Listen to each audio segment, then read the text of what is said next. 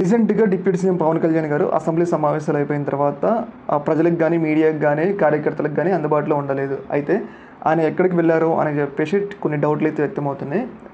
దాని మీదైతే కొన్ని వివరణలైతే వస్తున్నాయి. ముఖ్యంగా పవన్ కళ్యాణ్ గారు ఆయన దాదాపు ఇప్పుడు 5 సినిమాల్లో నటిస్తుండు కదా! 5 సినిమాలు షూటింగ్‌లు పెండింగ్‌లో ఉన్నాయన్నమాట. దాదాపు కొన్ని రోజుల నుంచి.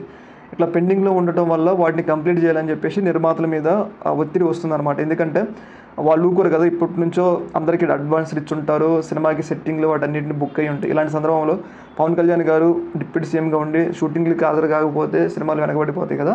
అయితే ఆయన షూటింగ్‌లకి హాజరు కావడం కోసం వారంలో ఒక 2 రోజులు కేటాయిస్తున్నారు. ఒక 2 రోజులు పాలన చూసుకోవడానికి కేటాయిస్తున్నారని చెప్పేసి మనకైతే వార్తలు వస్తున్నాయి. ఏదేమైనా గానీ ఇప్పటికే అంటే గెలవక ముందు ఆయన ఇచ్చారనమాట. అంటే ఆయన సినిమా షూటింగ్‌లకి సైన్‌లయితే చేసినారు. ఇప్పుడు మళ్ళీ ఆయన సీఎం అయిన తర్వాత వాటిని నెరవేర్చకపోతే బాగోదు కదా! డిప్యూటీ సీఎం అయిన తర్వాత.